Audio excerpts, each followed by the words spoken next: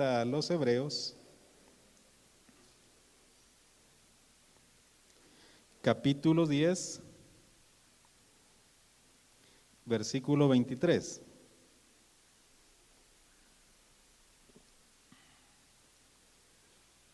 ¿Ya lo tiene? Dice la palabra: mantengamos firme la profesión de nuestra esperanza sin vacilar, porque fiel es el que prometió. Y consideremos cómo estimularnos unos a otros al amor y a las buenas obras, no dejando de congregarnos como algunos tienen por costumbre, sino exhortándonos unos a otros, y mucho más al ver que el día se acerca. Padre, bendecimos tu nombre, te damos gracias por esta noche que tú nos das. Gracias por permitirnos reunirnos en este lugar. Que tu Espíritu ahora, Padre, nos ministre con tu palabra, que tu Espíritu Santo nos diga lo que tú quieras decirnos y que sea de edificación para nuestra vida. En tus manos encomiendo este tiempo y que la gloria en todo sea para ti, Señor, en el nombre de Jesús. Amén. Esta carta a los Hebreos, hermano, si usted lee en su Biblia, pues no le va a haber autoría.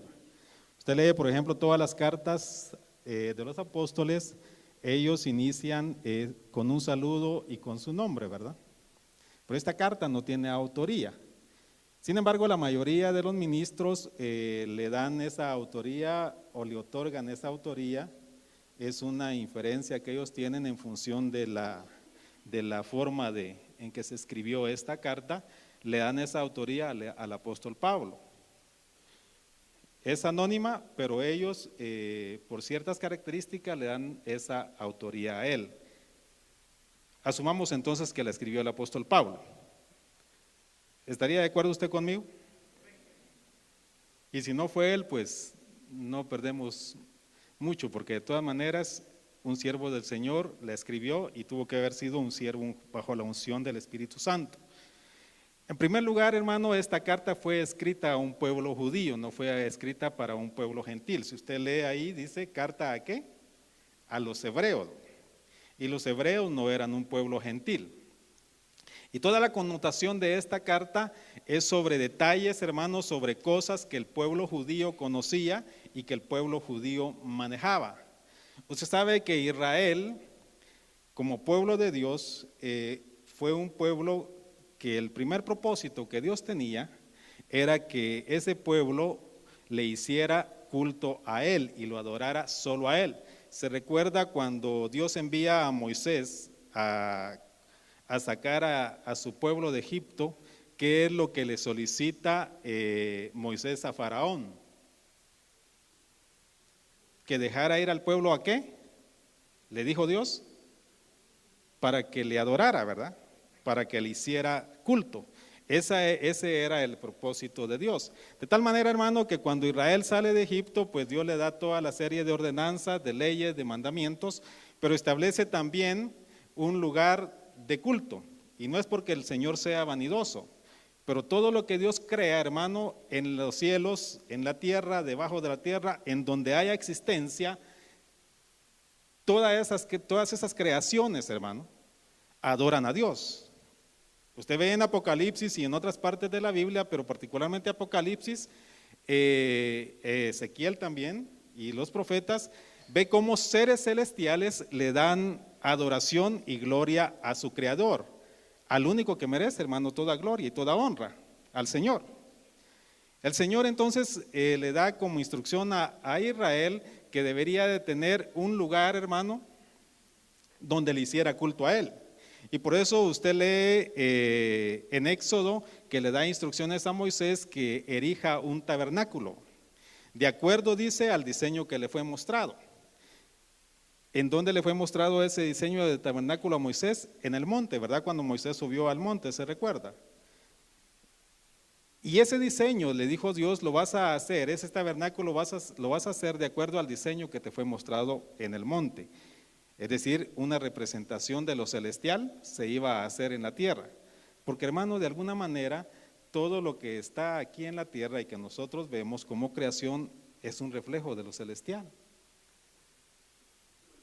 Allá hay cosas que bueno, pero ya lo que nosotros vemos ahora es una creación caída, producto de la caída del hombre en el huerto. Bueno, el punto es, hermano, que este pueblo o esta gente a la que el apóstol Pablo, que ya asumimos que le vamos a dar la autoría a Pablo, al hermano Pablo, al apóstol Pablo, los hebreos conocían, hermano, de que había un lugar de culto, había también una forma de culto. ¿A qué se reunían ellos cuando se reunían delante del tabernáculo? Mire, la ventaja que tenían ellos de alguna manera que era solo un lugar de culto. Era solo un lugar establecido, solo en ese tiempo el tabernáculo, después Salomón construyó el templo, pero era un lugar donde ellos se convocaban. ¿Y qué hacían allí? Hacían ofrendas, presentaban sacrificios, y había un mes en especial, hermano, que para ellos era importante, y usted también lo sabe, lo puede leer en Levítico capítulo 23, capítulo 16. Era una fiesta importante para ellos, era la fiesta de expiación, el día de expiación. ¿Por qué era importante para ellos? Porque ese día, hermano, era el único día en que el sumo sacerdote entraba hasta el lugar santísimo a ofrecer sangre. Y todo el pueblo que se quedaba fuera del tabernáculo se quedaba expectante. ¿Por qué? Porque habían dos cosas que podían suceder cuando el sumo sacerdote entraba al lugar santísimo a ministrar la sangre. O salía caminando o salía arrastrado. Si salía caminando ese sumo sacerdote, ¿qué había en el pueblo? Había alegría, había júbilo, había fiesta, había regocijo. Pero cuando el pueblo afuera, hermano, dejaba de oír una campanita, porque al sumo sacerdote se le ponía aquí una campanita, esos detalles los puede leer usted ahí en el libro de Levítico. Cuando esa campanita dejaba de sonar, el pueblo se afligía. Y cuando veían que el sumo sacerdote ya no salía, hermano, era motivo de tristeza, era motivo de aflicción, era motivo de llanto, era motivo de lloro. ¿Por qué? Porque el Señor no había recibido la ministración de la sangre, no había sido agradable para él esa ministración. Entonces, ¿qué le pasaba al sumo sacerdote adentro? Moría. ¿Y cómo salía? Arrastrado. Por eso usted va a leer los detalles cuando lo lea, a él le ponían un lazo para que cuando eso sucedía, entonces lo jalaban. Pero ese día, hermano, era especial para el pueblo de Israel. Y ellos, le decía, se reunían a ofrecerle culto al Señor. Cuando Jesús, hermano, llega al lugar de Samaria, donde estaba un pozo, se recuerda, usted ha leído ese pasaje, se le acerca, llega a ese lugar una mujer, ¿verdad? La mujer samaritana, todos conocemos esa historia, esa escena. Y le dice la mujer, nuestros padres adoraron en este monte. ¿A qué monte se refería la mujer samaritana? Al monte de Gerizim. Usted va a estudiar y se va a dar cuenta que los samaritanos tenían un monte, un lugar especial de adoración, así como lo tenían también los judíos. Los judíos tenían en el monte Moria, en la explanada del monte, se había construido el templo. Y ese era el lugar que ellos tenían designado para su lugar de adoración. Y usted sabe que los judíos no aceptaban, no querían a los samaritanos, porque los samaritanos, aunque tenían sangre judía, no eran genéticamente puros, porque ya se habían mezclado con otras naciones, particularmente con los asirios y con los babilonios. Después de la cautividad, los samaritanos, se quedó un remanente del pueblo de Israel en Samaria, pero el rey que los conquistó mandó gente de su reino a repoblar esa nación, y ahí fue donde ellos se mezclaron.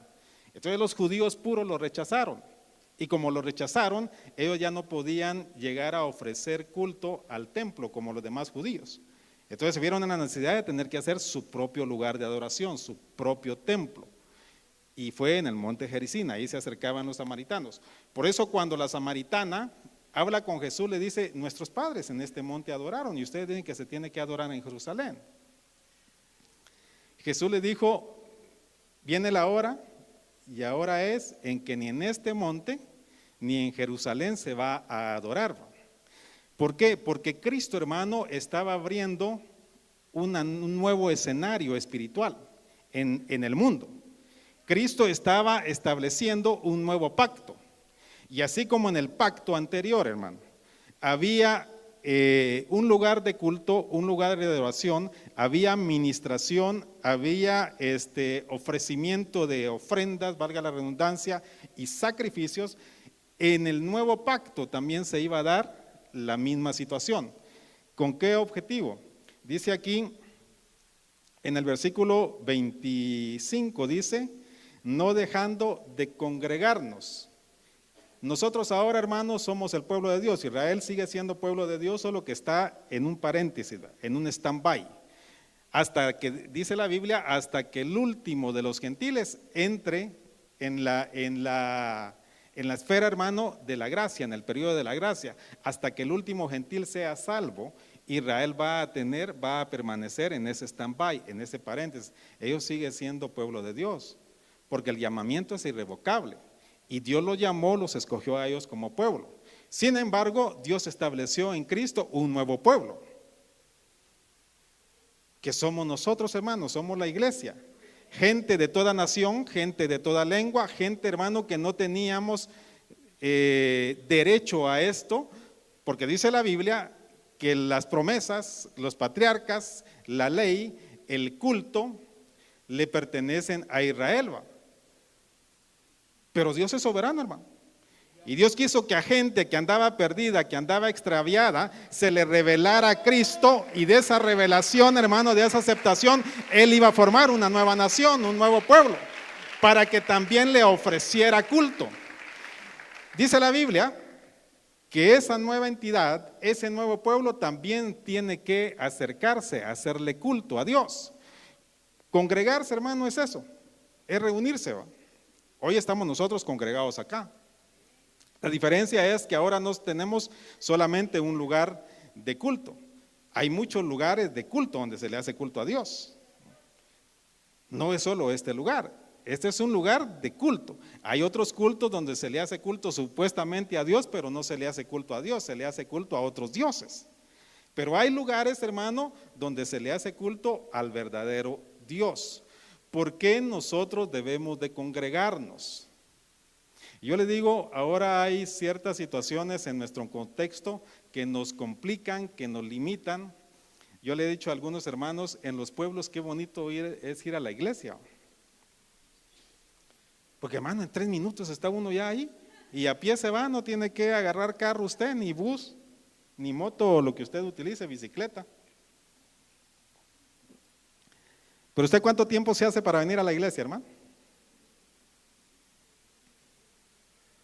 1 hora, hora y media. ¿Y le resulta pesado a veces venir? Particularmente le hablo de este día, del día martes, porque el domingo es un poco más relajado, ¿verdad? Aunque algunos viven a distancias largas y también se lleva tiempo. ¿Le pesa a usted venir a la iglesia, hermano? A este lugar que se constituye como el centro de adoración, el lugar de culto, de adoración para Dios. ¿Cuál es el propósito, hermanos, de reunirnos? ¿Cuál es el propósito de congregarnos? Hay algunas cosas que yo le quiero resaltar acá, en la medida que el tiempo me lo permita, pero una cosa particular, una actitud principal, porque yo le quiero hablar un poquito en detalle acerca de la condición del que se acerca. Cuando nosotros nos congregamos, nos acercamos al lugar que Dios ha establecido para hacerle culto a Él. Este lugar, hermano, yo estoy seguro, no sé si usted está seguro, Dios lo ha establecido para hacerle culto a Él. Y como usted ha creído eso y cree que este es un lugar donde se le hace culto al verdadero a Dios y de la manera correcta, a usted no le pesa, hermano, invertir 2 horas de tráfico, de tiempo. No le importa invertir su gasolina, ¿verdad? No le importa desgastarse, porque es estrés, ¿verdad? Pero, hermano, si nosotros tenemos esta actitud, ¿qué decía el salmista David? Él decía, yo me alegré con los que, ¿qué? Me decían, a la casa del Señor iremos. Entonces, hermano, en primer lugar, nosotros cuando decidimos venir a la iglesia, y particularmente estos días que son pesados, o estas noches que se constituyen pesadas muchas veces, la primera actitud que debemos tener es una actitud de alegría.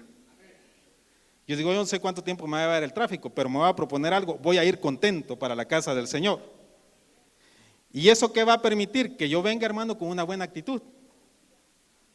Usted no va a pelear en el tráfico, porque a veces, hermano, viene uno de capa caída aquí, ¿verdad? Porque de repente le pasó algo en el tráfico, usted se peleó con otro piloto, o maltrató a alguien, o alguien lo maltrató a usted, porque eso puede pasar, ¿verdad? En nuestro mover diario en el tráfico. ¿O no, nunca le ha pasado a usted? ¿Nunca se ha enojado usted con alguien? ¿Los varones nunca se han enojado con las mujeres piloto alguna vez? ¿No? Casi no se da, ¿verdad? No, para nada. Son las mujeres piloto las que se enojan con nosotros, los varones, por la forma en que manejamos. Pero hermano, todo eso puede pasar en el tráfico. Pero si venimos con una actitud alegre, hermano, regocijándonos porque le venimos a hacer culto a nuestro Dios, al Dios que nos rescató, al Dios que nos salvó, al Dios que cada día, hermano, derrama sus misericordias sobre nuestra vida, porque la Biblia dice que cada día son nuevas sus misericordias. Y yo estoy seguro, hermano, que este día usted gozó de esas nuevas misericordias de Dios en su vida, porque Él es fiel, hermano. Por eso dice aquí, oiga, dice, gloria a Dios, mantengamos firme la profesión, porque fiel es el que prometió. Y usted sabe, hermano, que Dios no es hombre para que mienta, dice la palabra, ni hijo de hombre para que se arrepienta. Él prometió que sus misericordias iban a estar sobre nuestra vida cada día, y cada día iban a ser nuevas. Él lo cumple. Y cada día, hermano, usted experimenta esas misericordias de Dios. Entonces, cuando usted viene al culto, cuando nosotros nos propongamos venir al culto, la primera actitud que debemos tener es una actitud de alegría. Así como decía David, yo hoy voy a ir al culto y ansiar este momento. Yo sé que me va a llevar el río tal vez en el tráfico, pero si vengo, hermano, con una actitud de alegría, voy a venir relajado. Fíjese que yo las últimas 2 veces, que es esta vez y la anterior, me he propuesto eso. Bueno, y las anteriores también. Y aunque se me vaya el tiempo, yo no siento el tiempo. Venir ahí no loqueando, sino relajado. Tampoco venirse usted a las 8 de la noche para Karma. Bueno, ¿por qué venimos nosotros a este lugar, hermano? ¿Qué nos mueve? ¿Cuál es nuestro propósito? Porque yo espero, hermano, que no sea por obligación, no sea por compromiso, no sea por servir al ojo, es decir, para que el pastor lo vea que usted se congrega, no sea, hermano, por ritualismo, no sea por religiosidad, porque sabe que lamentablemente Israel no le encontró el sentido espiritual que Dios quería que le encontrara a su forma de culto. Israel convirtió esa forma de culto en un ritualismo religioso, y cuando lo convirtió en ritualismo religioso, le perdió la esencia que Dios quería que Israel tuviera, o el beneficio que Dios quería que también tuviera Israel. Si nosotros, hermanos, no entendemos la esencia de esto, no vamos a obtener el beneficio que Dios quiere que tengamos cuando nos congregamos. Por eso le pregunto, ¿por qué razón viene usted? ¿Por qué razón venimos nosotros al culto? ¿Por qué razón nos congregamos? ¿Por qué razón invertimos tiempo? Yo espero que no lo hagamos por obligación, que no lo hagamos por compromiso, que no lo hagamos porque nos vean, que no lo hagamos, hermano, por un ritual que lo tenemos que hacer, ya es costumbre, sino que lo hagamos realmente porque queremos acercarnos, hermano, a nuestro Dios. No es que en nuestra casa no esté Dios, eso es algo diferente. Cuando nosotros nos congregamos hay una administración diferente. Oiga lo que dice el apóstol Pablo, le voy a poner, versículo 25 dice, no dejando de congregarse como algunos tienen por costumbre, sino exhortándonos unos a otros, y mucho más al ver que el día se acerca. ¿Qué día, hermano? Este día, mire, vayamos ahí al versículo 9:28. Así también Cristo, y me paso un poquito más abajo, aparecerá por segunda vez. ¿Cree usted eso, hermano? Sin relación con el pecado, para salvación de los que, ¿qué? De los que ansiosamente le esperan. ¿Espera usted, hermano, ansiosamente al Señor? Bueno, para esperarlo ansiosamente, primero tenemos que creer que va a venir, ¿va? Y que ese día está cerca. Y yo creo que el Señor ya viene. Fíjese que esta carta fue escrita más o menos entre el año 67 y 69. Es decir, estamos hablando, ahorita estamos en el 2016, quítele 70. ¿Cuánto nos queda? 1940, ¿va? No, 1946. Así es, ¿verdad? Hace 1946 se escribió esta carta. Y en ese tiempo ya el escritor consideraba que el día del Señor estaba cerca. ¿Será que él mintió, hermano? ¿Y ya no va a venir? No, ¿verdad? ¿Por qué? Porque ya leímos ahí que él es fiel. Fiel es el que promete, dice, y él prometió que iba a venir y va a venir. ¿A qué va a venir? A salvar a los que ansiosamente lo estemos esperando. Cuando nos congregamos, hermano, es porque nosotros estamos esperando al Señor. ¿Y para qué nos congregamos? Vayamos ahí al versículo 1 del capítulo 10. Dice, pues ya que la ley solo tiene la sombra de los bienes futuros y no la forma misma de las cosas, es decir, la ley era sombra, el nuevo pacto es la forma correcta. Nunca puede, por los mismos sacrificios que ellos ofrecen continuamente, año tras año, hacer perfectos a los que se acercan. Entonces, ¿qué beneficio vamos a tener nosotros al acercarnos, al congregarnos en este versículo? Que nos hagan perfectos, ¿verdad? Es decir, perfeccionarnos. Cuando nos congregamos, hermano, nos congregamos para ofrecerle culto a Dios, ¿sí? Pero también estamos recibiendo una administración, y una administración en nuestra vida espiritual de perfección. ¿Para qué? Para estar preparados para cuando ese día llegue. Estar preparados para cuando la trompeta, el shofar de Dios suene.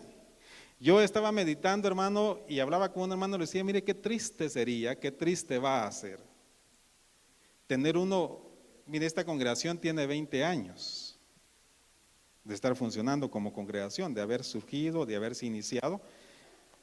Yo por lo menos tengo los 20 años que tiene ya esta congregación de estar trabajando acá, no sé cuántos más tienen ese tiempo.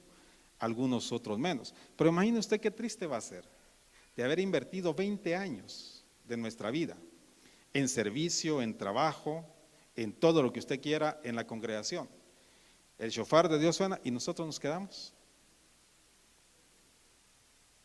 Entonces, ¿para qué congregarnos? No, hermano, obtuvimos el beneficio de lo que estamos haciendo hoy aquí. No obtuvimos el beneficio real que Dios quiere de congregarnos. No sé si me estoy explicando, hermano. Pero Israel no obtuvo el beneficio, así como Israel no obtuvo el beneficio espiritual de lo que Dios quería en su forma de culto, puede que nosotros como cristianos, como pueblo de Dios, en esta forma de culto, tampoco obtengamos ese beneficio. ¿Y cuál sería el beneficio máximo, hermano? Que cuando el shofar de Dios suene, nosotros vayamos. No sé si usted lo anhela, o no sé si usted anhela más quedarse.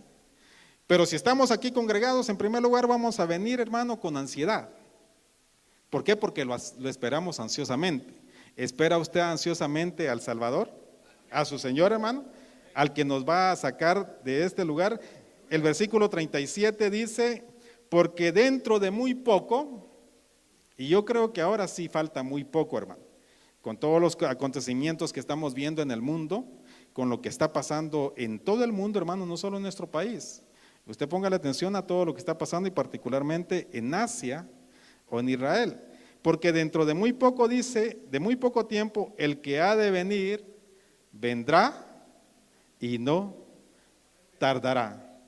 Ese canto último que cantamos, hermano, debe ser un anhelo de todos los días de nosotros. Ven, ven, ven, Señor Jesús. Ven, ven, ven. ¿Usted le puede decir eso, hermano? Digámoselo. Ven, ven, Señor Jesús. El Espíritu y la novia dicen, ven, ven, Señor Jesús, te estamos esperando. Ahora lo que nosotros tenemos que tener es la certeza, hermano, de que estamos en la condición de espera, o en una buena condición de espera. Por eso nosotros nos reunimos en este lugar, hermano.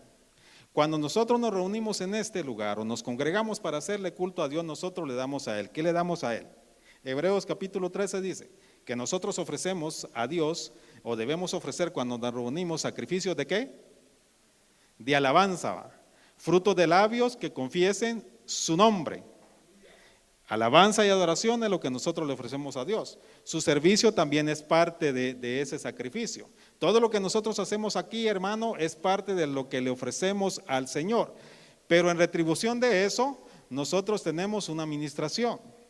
El apóstol Pedro dice que es una administración de sangre, rociamiento de sangre.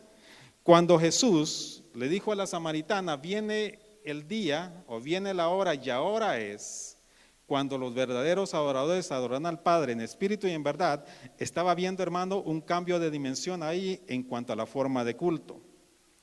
Cuando Jesús murió, hermano, y usted sabe que después de muerto, en su muerte, perdón, en la cruz del Calvario hubo sangre derramada, sangre que perdonaba el pecado, pero ahí no terminaba el todo ciclo de salvación y de expiación. Hubo cosas que usted ya conoce que pasaron en los 3 días que Él estuvo bajo la tierra. ¿Qué fue lo que pasó ese día, en esos 3 días, hermano? ¿Se recuerda?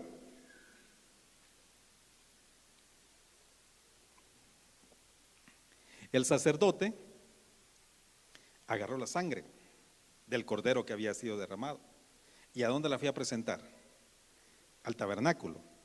¿A qué tabernáculo? Al tabernáculo celestial. Nosotros, eso fue, ¿hace cuánto? Hace 2016, 2020 o 2022 años aproximadamente. Porque usted sabe que hay un desfase de 4 a 6 años, ¿va?, en la fecha que se estima el nacimiento de Jesús. Pero asumamos que son 2020 años. Hace 2020 años, ¿en dónde estaba usted, hermano? ¿Ya existía? Probablemente sí. Usted es más viejo de lo que se imagina, hermano. Yo soy más viejo de lo que me imagino. O tenemos más edad, pues, de la que nos imaginamos. O tenemos más existencia, pues, para que no se ofenda. Pero, hermano, quizá ya existíamos. Quizá ya habíamos sido engendrados. Porque yo creo, hermano, que usted que está acá y que realmente ama al Señor, más que haber sido creado, usted fue engendrado. Porque usted pertenece a la misma genética de Jesús.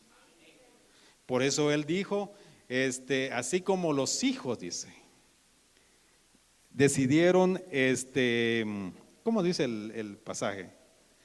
Participar de carne y sangre, Él también participó de carne y sangre. Y ahora dice, no se avergüenza de llamarnos hermanos. Es decir, como que nosotros salimos de la misma matriz, hermano. Somos de la misma genética espiritual. Los que realmente ansiamos, anhelamos su venida y le amamos. Pero le decía, hermano, en ese tiempo quizás nosotros ya existíamos. Pero ¿qué cree usted que había, qué expectación había en la esfera celestial? Cuando vieron que llegaba el sacerdote con el poco de sangre, no sé qué cantidad llevaba, pero llevaba sangre, y entró al tabernáculo celestial, porque ya le dije que el tabernáculo terrenal era diseño en función del celestial, ¿no?, del que le habían mostrado a Moisés en el monte. O sea que en el cielo hay un tabernáculo también. Hay un altar, hay un lugar santo y hay un lugar santísimo. Pero la sangre del cordero que fue inmolado en la cruz tenía que ser presentada en el tabernáculo celestial. Y ahí creo yo, hermano, así como la expectación que le decía que había en Israel cuando el sumo sacerdote entraba al lugar santísimo, así quizá las creaciones celestiales, hermano, y quizá también usted y yo estábamos ahí, yo no sé. El punto es que ya no nos recordamos de ese tiempo, de su época preexistencial, ninguno de nosotros se recuerda, nos fue vedado ese recuerdo, pero de que existíamos, yo creo que sí. Había expectación, hermano. ¿Usted no cree que hubo expectación cuando el sacerdote, cuando Cristo entró al lugar santísimo a ofrecer la sangre, de saber si esa sangre iba a ser acepta o no iba a ser acepta?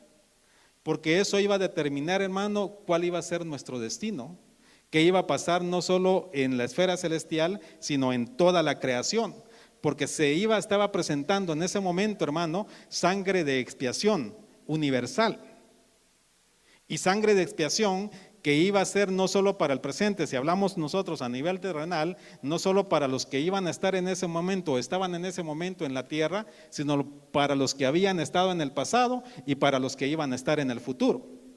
En la tierra usted no estaba en ese momento, pero íbamos a estar. Era parte del plan de Dios. Y esa sangre de expiación nos iba a servir a nosotros también, a futuro, 2020 años después. Entonces había expectación, hermano. En la esfera celestial había expectación de si esa sangre iba a ser acepta o no. Pero gloria a Dios, hermano, que cuando fue presentada esa sangre fue acepta y se logró el propósito. Dice el pasaje, déjeme ver.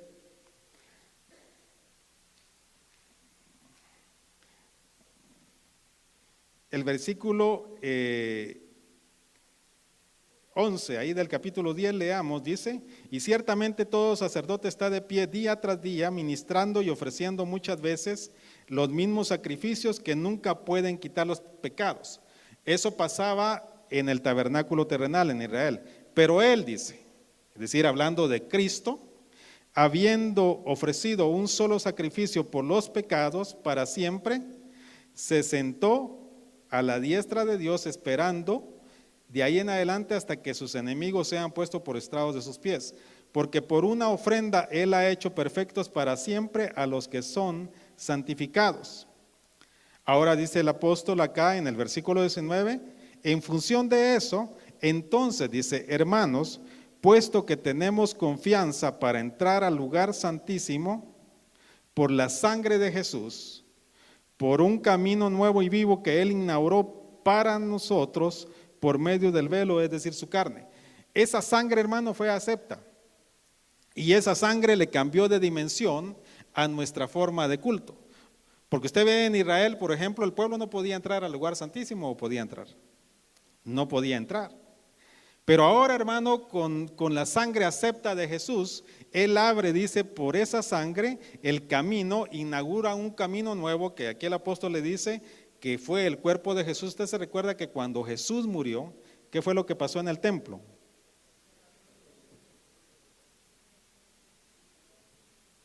Perdón, hermano. Cuando Jesús murió, el velo del templo, gracias, Fanny, el velo del templo se rasgó, ¿verdad? Y ahora quedó libre el acceso para entrar hasta el lugar santísimo. Hermano, mire qué ventaja tenemos ahora nosotros. Por eso dice la palabra de Dios que este pacto en el que nosotros estamos es un mejor pacto, es un pacto mejorado y que tiene mejores promesas. El pacto anterior tenía promesas, pero nosotros, hermano, tenemos mejores promesas, tenemos más beneficios. El pueblo de Israel no podía entrar al lugar santísimo. Ahora nosotros, hermano, como pueblo de Dios, como iglesia de Cristo, podemos entrar hasta la cocina, como decimos nosotros aquí de una forma guatemalteca, ¿verdad? Nosotros podemos entrar al lugar santísimo, hermano. Cuando nosotros nos congregamos, eso debe ser también parte de nuestro propósito. Venir a este lugar y entrar hasta el lugar santísimo. ¿Y qué había en el lugar santísimo, hermano? Había administración de la presencia de Dios. Había rociamiento de sangre. Esa sangre ahora, hermano, se va a convertir en sangre rociada para nosotros cuando nosotros nos congregamos. Usted viene a la iglesia, hermano, y viene con sangre en su vida, ¿sí o no? Y esa sangre, cuando nosotros nos congregamos, nos da libertad y nos permite poder llegar al lugar santísimo.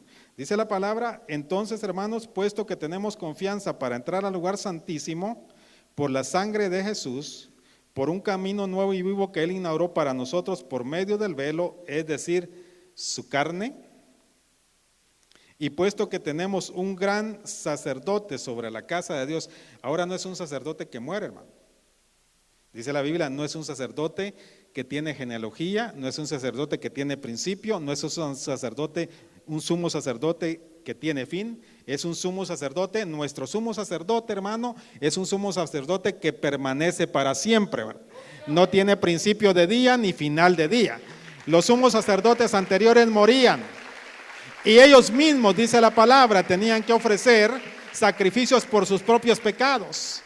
Nuestro sumo sacerdote, Cristo Jesús, a Él sea la gloria, Él se ofreció una sola vez.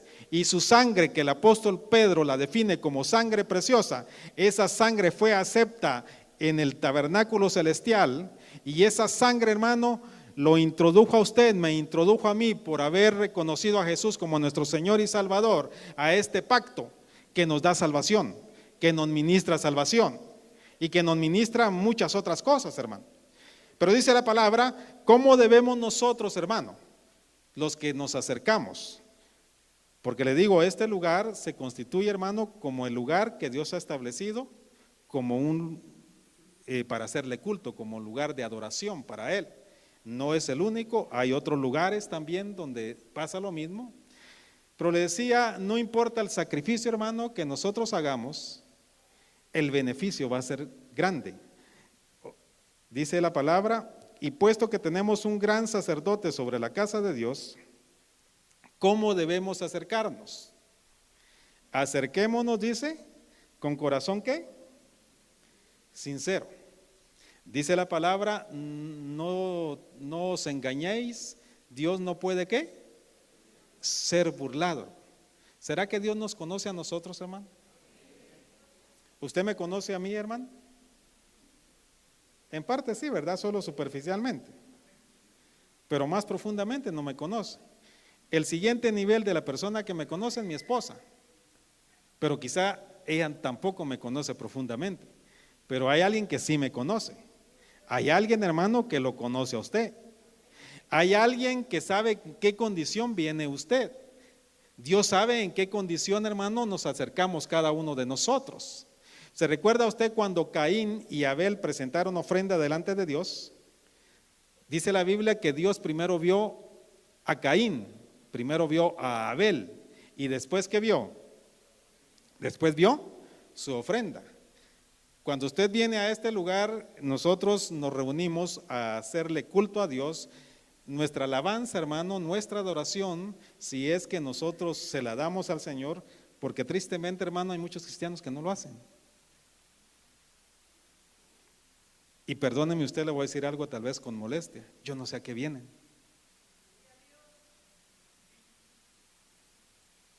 Porque, hermano, una persona que dice que es cristiana, que se acerca, que viene al culto y se pasa todo el culto así, no se va a sentir mal si usted está ahorita así, no lo estoy diciendo por usted. Ahorita puede estar así, incluso bostezar, incluso se puede echar su pestañazo, hermano. No hay problema por eso. Ya el pastor le ha dicho que ahí el Espíritu Santo lo está ministrando, ¿verdad? Pero tampoco agarre barco. O sea, no va a agarrar mucha confianza, va a decir, bueno, va a traer su almohadita y se acomoda ahí cuando el predicador se pone a predicar. Pero hermano, en el momento de la alabanza, en el momento en que hay que ofrecerle culto a Dios, en el momento en que hay que expresarle a Dios nuestra gratitud, porque la alabanza, hermano, la adoración es una expresión de gratitud para Dios. Usted ya recibió un estudio acerca de eso, de la alabanza y la adoración, ¿no? Y usted sabe que Dios es digno de toda alabanza y de toda gloria. Hermano, por todo lo que Él ha hecho por nosotros, ¿o no ha hecho cosas grandes Dios por usted? A veces uno puede tener las cosas y decir, bueno, hoy no me fue bien este día, vengo triste. Pero Santiago dice, si alguno está triste, ¿qué tiene que hacer? ¿Cómo? ¿Orar para qué? Para que la tristeza se le vaya y que le venga la alegría, ¿verdad? Porque al orar la tristeza se le va a ir, Dios va a cambiar su lamento ¿en qué? En alegría, en gozo, en baile. Entonces usted va a estar en la condición de poder alabar al Señor. Nosotros venimos a ofrecerle esos sacrificios. Por eso le digo, yo no entiendo la razón por qué muchos no lo hacen. Debe haber bloqueo, debe haber problemas espirituales. Pero si desde que nosotros salimos de nuestra casa tenemos esa actitud, como decía David, salir con alegría, hermano. ¿Cómo cree usted que iba David cuando se acercaba al templo, hermano? Con alegría en su corazón, bueno. Usted lo puede ver cuando él llevó el arca a su casa. ¿Cómo iba David? ¿Iba triste? ¿Iba con lamento? Iba danzando, hermano, iba en una alegría intensa David. Por eso su mujer lo menospreció. Pero ¿por qué David iba contento? Porque llevaba la presencia del Señor a su casa. El arca representaba la presencia de Dios. Cuando nosotros nos acercamos, hermano, a este lugar, nos acercamos a la presencia de Dios. El apóstol dice aquí en Hebreos, en un pasaje anterior, habla de que cuando nosotros nos acercamos, no nos acercamos a un monte que se puede palpar. Nos acercamos, dice, al monte de Sión, a un ambiente espiritual, hermano. Eso no lo vemos nosotros, pero aquí hay un ambiente espiritual. Nosotros nos acercamos al monte. No sé si usted oyó la profecía de la palabra del domingo, decía, no se queden en las faldas del monte. Ustedes que ya se acercaron, no se queden, no nos quedemos en las faldas del monte. ¿Qué pedía el Señor? Que subiéramos al monte, ¿verdad?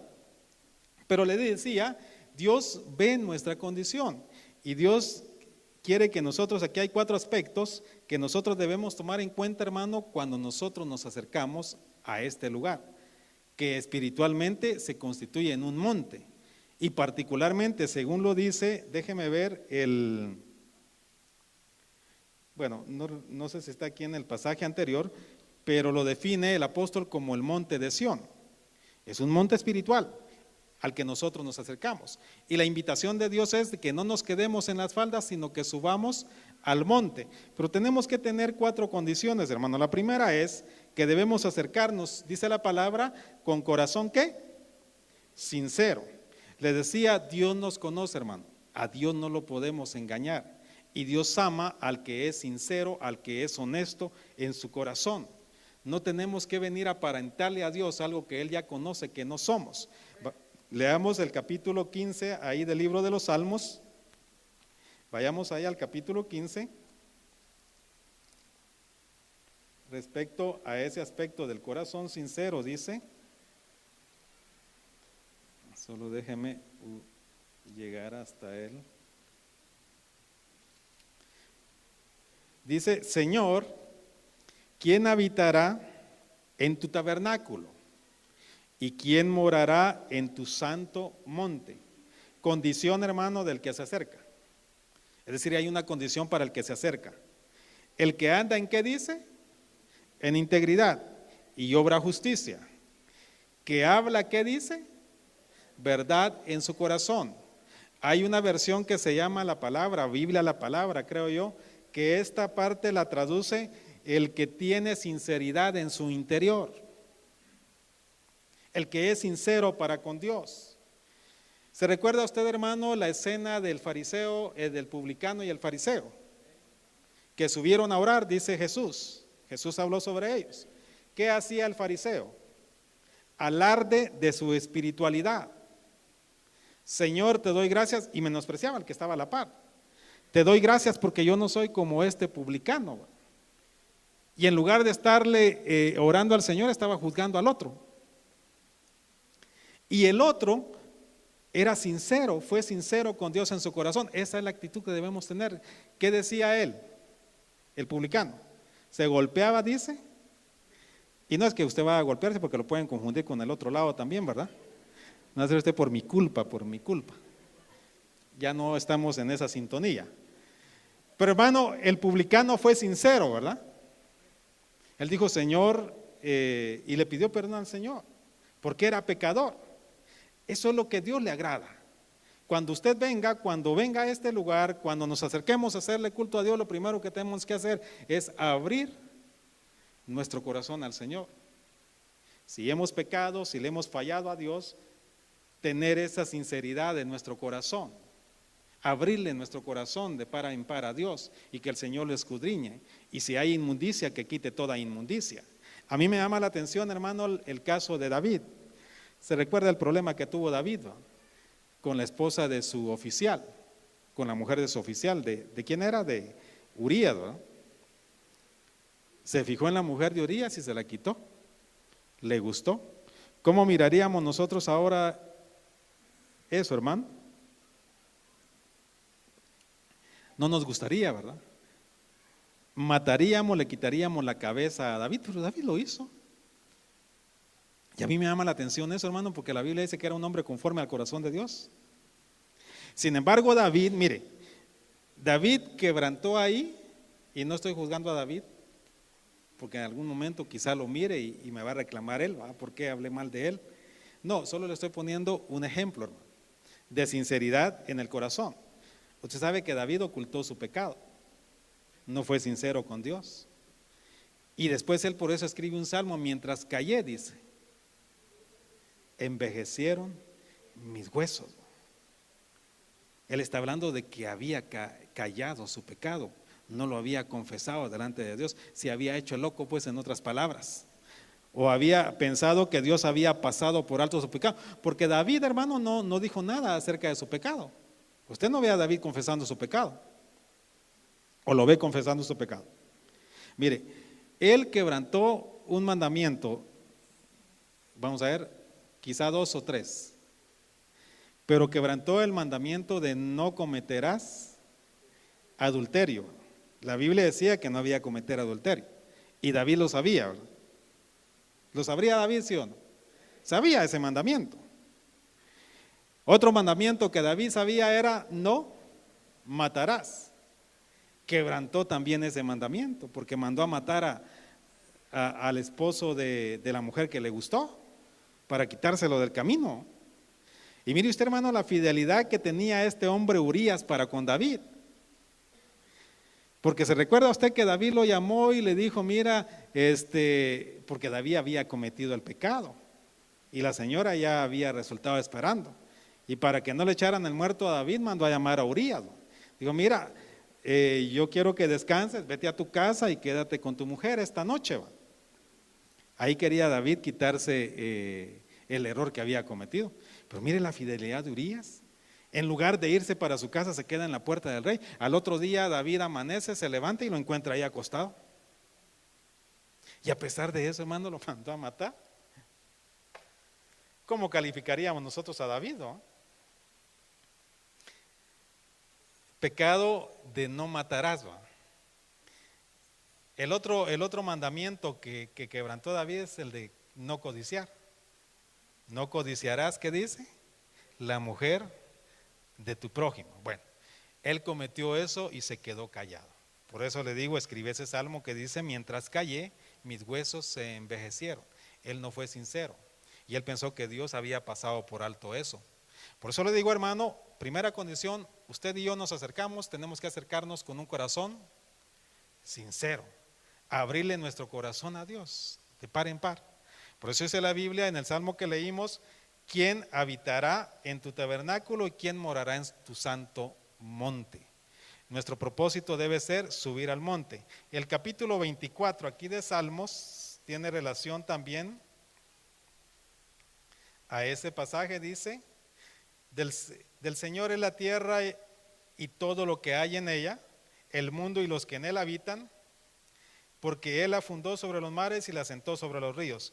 ¿Quién subirá al monte del Señor? Le decía, hermano, cuando nos acercamos, lo que Dios quiere es que subamos al monte. Y el Señor lo decía el domingo, no te quedes en las faldas del monte, sube al monte. ¿Quién subirá? Pregunta el salmista, al monte del Señor. ¿Y quién podrá estar en su lugar santo? El de manos limpias y corazón, ¿qué? Puro. Otra versión habla de corazón que habla verdad, de corazón de verdad, de corazón sincero, lo puede relacionar usted también. Primera condición, entonces, tenemos que tener un corazón sincero cuando nos acercamos a hacerle culto a Dios, porque eso puede hacer que nuestra ofrenda no sea acepta, por muy bonita que sea.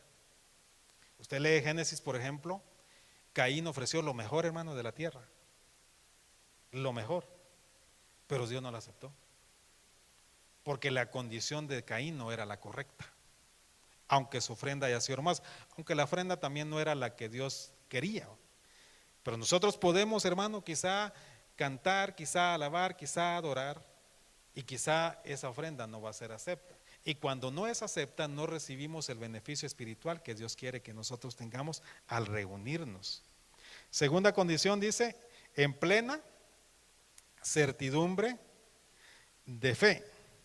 Dice la Biblia en el versículo 6 ahí del siguiente capítulo, sin fe es imposible agradar a Dios, porque es necesario que el que se acerca, dice, a Dios, crea que Él existe y que es remunerador, dice esta versión, otra versión creo que dice, y que es galardonador de los que le buscan. Cuando nosotros nos acercamos y nos congregamos, hermano, estamos buscando al Señor, nos estamos acercando al Señor, y le aseguro, hermano, que no nos vamos por esa puerta como venimos. Algo pasa en nuestra vida, hermano. Algo hace Dios en su vida. Quizá usted vino sin esperanza, quizá usted vino con muchos problemas, pero cuando sale de esa puerta, hermano, Si usted viene en una condición, en una actitud correcta y le ofrece sacrificios de alabanza y de adoración a Dios, su vida es ministrada, usted ya no sale igual, usted sale fortalecido. Si venía con esperanza, sin esperanza se va con esperanza. No sabe cómo le va a solucionar Dios sus problemas, pero cree que Él se los va a solucionar. Él le da esa certeza, le da esa seguridad, le da esa confianza, hermano. Ese es beneficio de acercarnos al Señor. Y cualquier situación, hermano, en que nosotros vengamos, pero vamos en una dimensión espiritual diferente. Dice, por eso dice el apóstol, debemos acercarnos en plena certidumbre de fe, creyendo, hermano, que Él está aquí, creyendo que Él es remunerador, dice la Biblia, y esa remuneración, hermano, traduzcámosla no solo a nivel espiritual, también Dios remunera en todos los niveles. Él le puede añadir, hermano.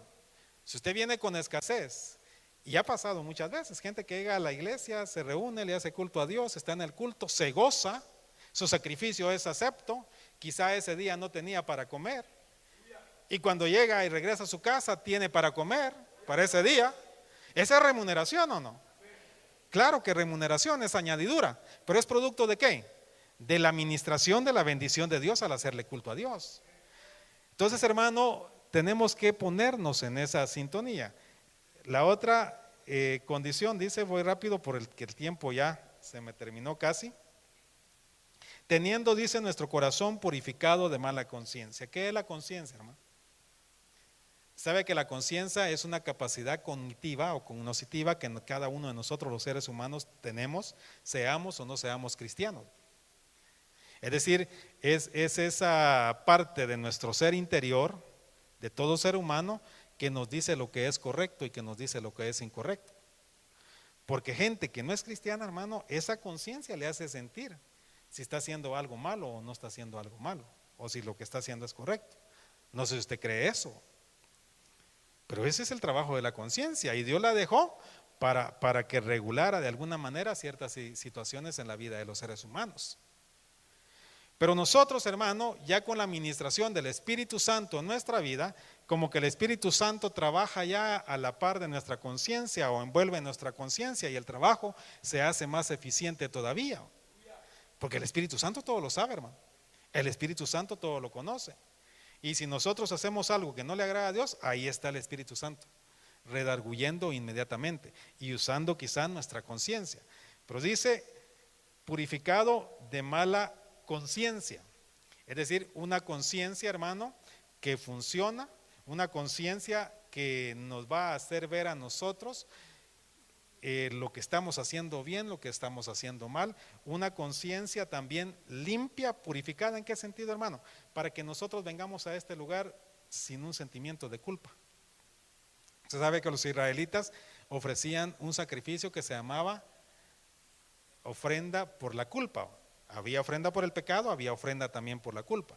Y lo que pasa, hermano, es que hay muchos cristianos que viven arrastrando culpas del pasado o por cosas que cometieron y no pueden liberarse de esa culpa. Pero nosotros tenemos que liberarnos, hermano, de toda culpa, porque el que pagó el precio en la cruz del Calvario nos liberó de toda acta, dice la palabra, todo decreto que a nosotros nos era contrario, hermano. Si usted pecó, si usted falló a Dios, si le fallamos a Dios antes de ser cristianos, aún siendo cristianos en nuestra vida cristiana, cuando nosotros nos acercamos al Señor y le pedimos perdón, dice el apóstol Santiago, el apóstol Juan, que Él es amplio en perdonar. Y si Él perdona, hermano, Él perdona. Cuando nosotros le confesamos todo pecado o toda falla al Señor, Dios perdona y se olvida totalmente. Él no es como nosotros. Nosotros muchas veces nos ofenden y decimos perdonamos, pero no perdonamos. Estamos recordando y recordando y recordando y recordando, y pasan los años, hermano, y seguimos recordando. Y seguimos atormentando a aquel que nos hizo daño, ¿sí o no? ¿Te recordás que hace 15 años me hiciste tal y tal y tal cosa? Y el otro tal vez estaba en paz. Y ya se vuelve otra vez a alterar la paz en una relación, ¿verdad? Porque el otro dijo que había perdonado y no perdonó. Cuando se da la oportunidad propicia, recuerda el mal recibido. Así somos nosotros los seres humanos. ¿O no es usted así? Pero el Dios que usted tiene no es así. El Señor que nosotros tenemos no es así. Si nosotros cometimos una falta y Él nos perdonó, ya la olvidó. Dice que Él lo tira o lo echa a lo profundo de la mar, hermano. Todas nuestras faltas y no se recuerda más. Nosotros entonces debemos acercarnos con una conciencia limpia, dice la palabra. Y con nuestro cuerpo, número 4, lavado ¿con qué? Con agua pura. Y no se está refiriendo, hermano, a que nosotros vengamos bañados exteriormente, aunque sí es conveniente hacerlo, ¿verdad? Porque si usted viene sin bañarse 2 o 3 días, hermano, y yo creo que el que se siente a la par suya no se va a sentir muy cómodo. ¿O se sentiría usted cómodo? Más en el caso de nosotros los hombres, ¿va? Que tenemos más complicaciones con eso cuando no nos bañamos. Pero yo creo que todos nos bañamos hoy, ¿verdad? Hay alguno que no se bañó hoy para separarlo del rebaño. No, todos nos bañamos. Pero el apóstol no se está refiriendo a este cuerpo físico, se está refiriendo al cuerpo espiritual, al cuerpo interior que nosotros tenemos. Y le está hablando, hermano, le decía a este pueblo, porque ese pueblo manejaba esos conceptos en función de la forma de culto que tenían ellos antes, porque estos son judíos convertidos y conocían esos conceptos. ¿Cómo nosotros nos lavamos, hermano? ¿Cómo lavamos nuestro cuerpo? Con agua, dice la palabra. Pero ¿qué es tipo del agua para nosotros? ¿Qué es lo que nos limpia a nosotros? La palabra, ¿verdad? Entonces nosotros debemos exponernos todas las veces que podamos, ¿a qué? A la palabra, ¿verdad? Es decir, todas las veces, hermano, nosotros debiéramos leer la palabra. ¿Cuántos leen su Biblia todos los días en su casa? Si quiere, no levante la mano para que no se sienta mal. Pero debiéramos leer la palabra todos los días, ¿sí o no? Porque la palabra se constituye como agua que nos baña, que nos limpia, que limpia nuestro interior, que limpia nuestro ser interior. ¿Y qué provoca esa limpieza? Que nosotros le vayamos dando cada día menos lugar a la carne en nuestra vida. Esa es otra condición que el que se acerca debe tener. Por eso dice el apóstol Pablo que nosotros debemos tener nuestra mente puesta ¿en qué? En el Espíritu. Y debemos caminar ¿en qué? En el Espíritu. Mire, hermano, la gente, el cristiano que vive su vida con su mente puesta en el Espíritu y que cada día camina en el Espíritu, cuando se reúne, cuando se congrega, no le cuesta conectarse. Y no le cuesta aquí en el culto ponerse en el Espíritu. De ahí saco yo una conclusión, de que toda la gente que no se mete en la alabanza, no se mete en la adoración, no vive una vida en el Espíritu, en su vida diaria.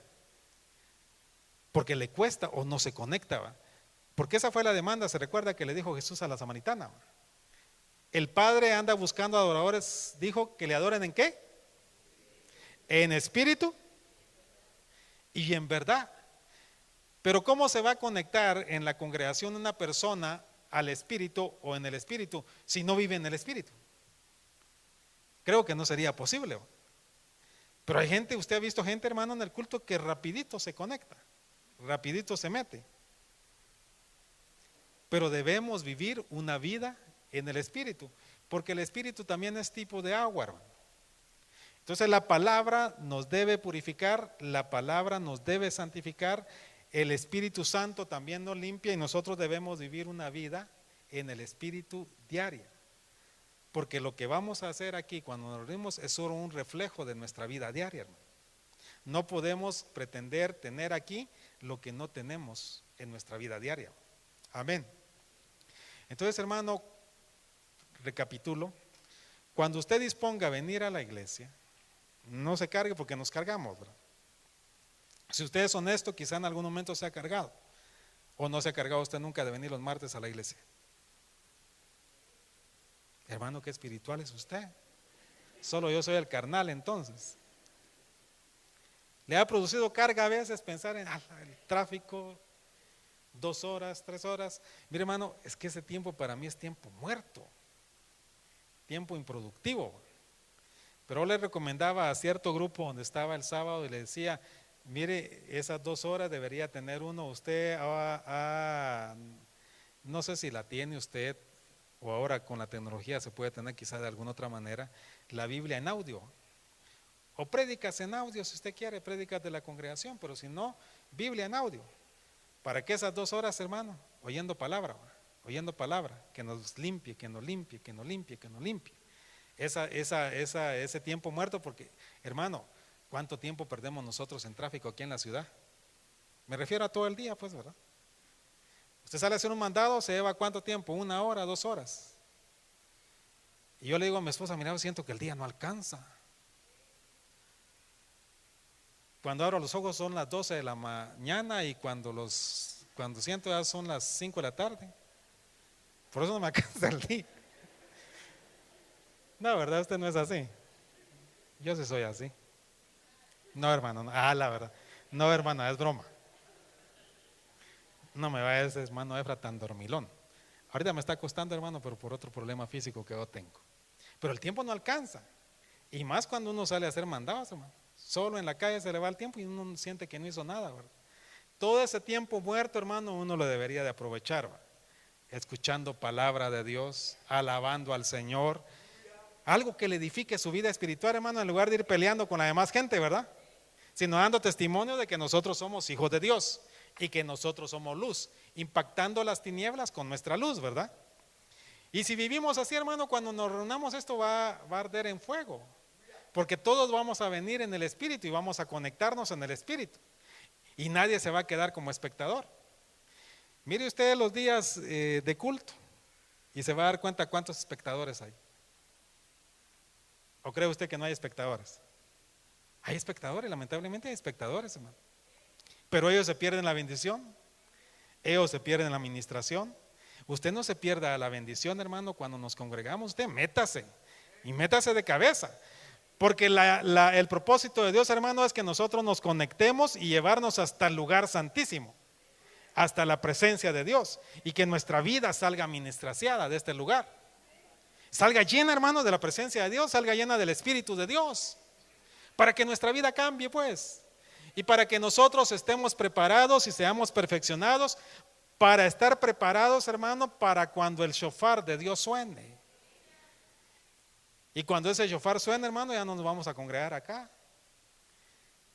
Nos vamos a congregar en la esfera celestial. A mí me va a dar gozo, hermano. Y yo le digo, Señor, yo quiero tener esa experiencia. ¿Se imagina usted? Suena el shofar y nosotros ya trascendimos, salimos de la tierra. Mira, ya va el hermano Félix, ¿va? Ahora, hermano, Dios lo bendiga. Y usted va a querer correr ahí a saludar a su hermano o a su hermana. ¿Eso va a ser de gozo o no va a ser de gozo? Llegamos a la meta, ¿verdad? Esa es, hermano, la meta de congregarnos. Ese es el propósito de congregarnos. Ya quitémonos, hermano, de nuestra vida toda religiosidad y presentémonos a Dios como Dios quiere que nos presentemos, con un corazón sincero, contrito y humillado. Él no los desprecia, dice, lleno de verdad, en plena certidumbre de fe, creyendo que Él es galardonador de los que se acercan. El tiempo que invertimos aquí, hermano, no es improductivo. Hay bendición para nuestra vida, porque Dios es fiel, Él lo prometió, Él nos ministra, Él nos recompensa, Él nos galardona, dice la palabra de Dios. Acerquémonos también sin mala conciencia y con nuestros cuerpos interiores bañados con el agua de la palabra y con el Espíritu. Amén. Y entonces le vamos a encontrar realmente la esencia, el propósito a esto, hermano. Y vamos a desprender de Dios bendición para nuestra vida. Ese es el propósito. Amén. Yo le voy a invitar a que esté de pie.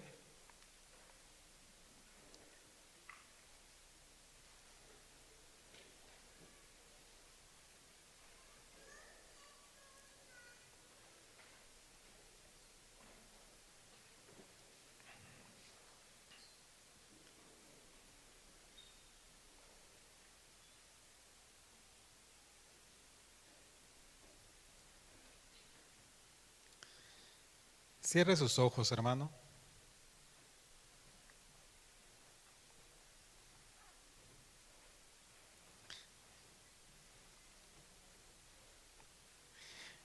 Y cada vez que nos reunamos, hermano, todas las veces que nos reunamos, hagámoslo de la mejor manera, con la actitud correcta, de la forma correcta, para agradar único que debemos agradar y que merece, hermano, toda gloria y toda honra.